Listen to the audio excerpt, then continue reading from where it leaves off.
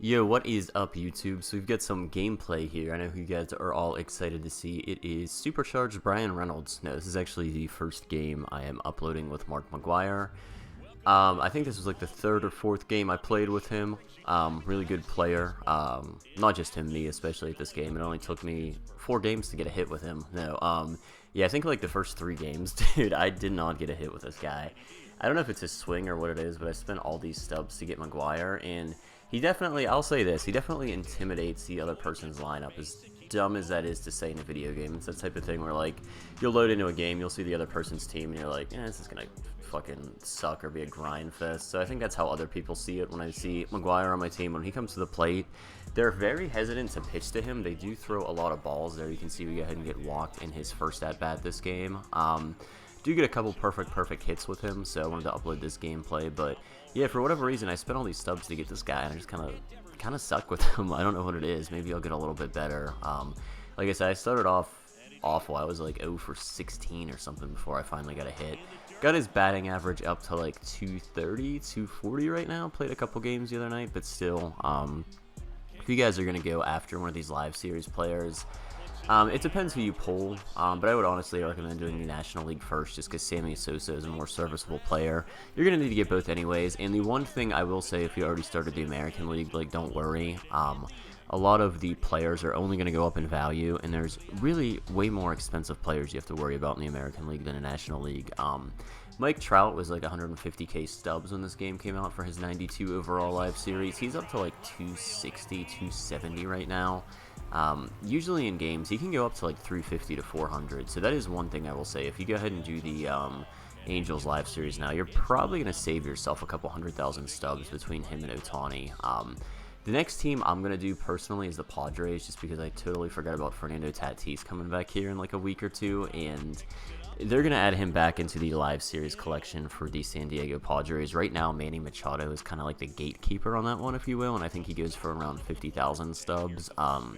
Tatis usually goes for like 200, 250k, so one recommendation I will have is, even if you don't plan on doing the rest of the National League, if you have the stubs, do the Padres before Tatis comes back, because if not, it's going to get so much more expensive to do him.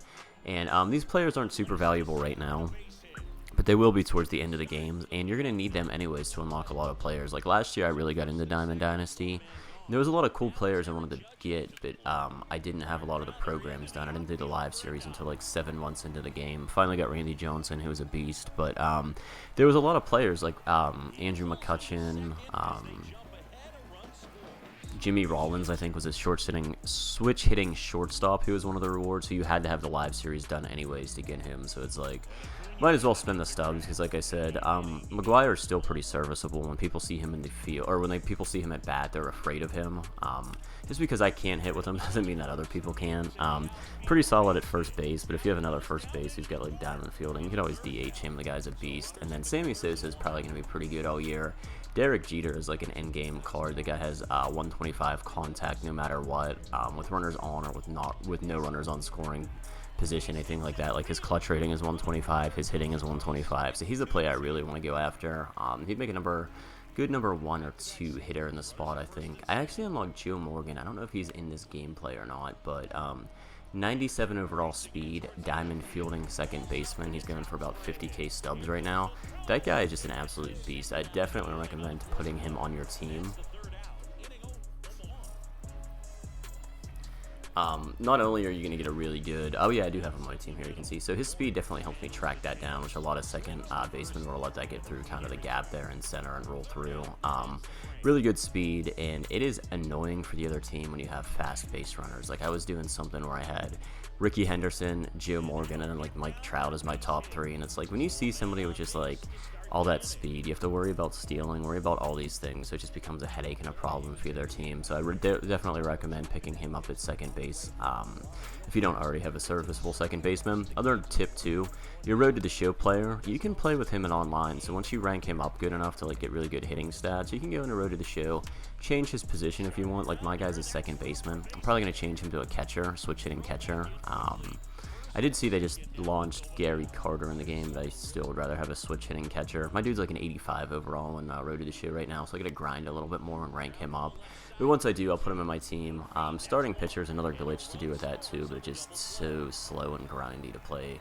Like, I like playing Road to the Show positionally. I turn off base running, and I just play some fielding and all my at-bats. It makes it go a lot quicker.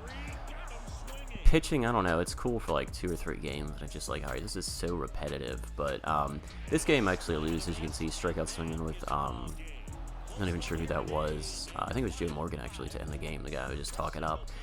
Fun thing about this game, I was either highly drunk, which I don't do too often, or I think I was on large amounts of those little legal hemp gummies you can buy. So towards the end of the game, I was just swinging at everything. I was not pitching right. I was just like whatever. So I don't mind uploading gameplay like this where I lose, because like I said, you can see me like swinging at pitches that had crossed the strike zone 5 seconds before. So definitely get that slower delayed reaction time from it. But this game's fun to like watch movies with or something, or just like have those on in the background. You could like grind out a TV show that's really interesting and still play this game at the same time. So thanks for watching, guys. Like I said, that was my first good game with Mark McGwire. 3 for 3, 3 perfect hits and a walk, so solid game for him. Still ended up losing. The guy I played was actually a pretty good hitter. So thanks for watching, guys. More videos to come.